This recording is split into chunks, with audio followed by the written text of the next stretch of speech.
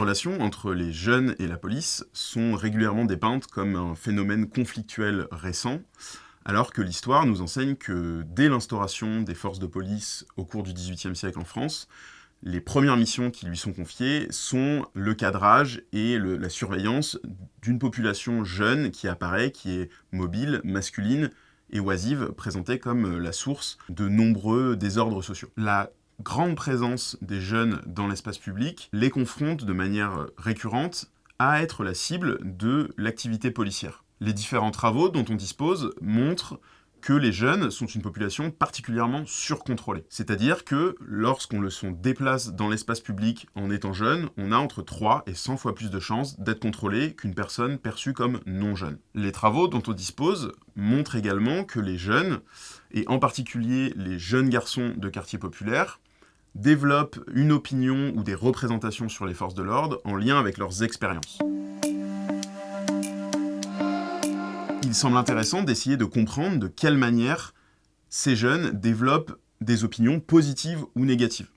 C'est le but que je me suis fixé dans mon travail de thèse, dans lequel j'ai décidé de m'intéresser à la socialisation des jeunes avec les forces de l'ordre. On dispose de nombreux travaux qui sont particulièrement centrés sur les jeunes garçons de quartiers populaires et leur rencontre avec les forces de l'ordre.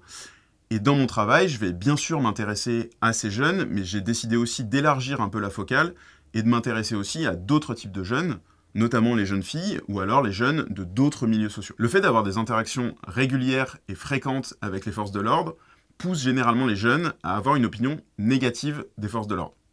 Cela, qu'ils aient été en demande de service de la police ou bien que les policiers aient été vers eux.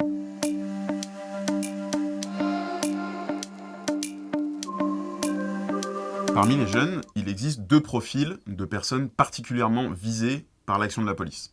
D'un côté, des jeunes garçons de quartiers populaires, souvent racisés, qui se considèrent discriminés et surcontrôlés, et qui vont développer parfois un ressentiment à l'égard des forces de l'ordre et une très mauvaise opinion de l'institution. D'un autre côté, des jeunes filles qui, elles, vont plutôt être en demande de police, et dont ces demandes vont souvent être déçues.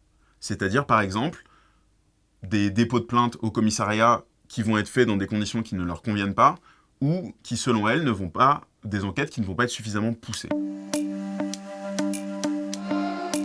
Plusieurs enquêtes ont démontré qu'une seule interaction négative a un poids beaucoup plus fort qu'un très grand nombre d'interactions positives.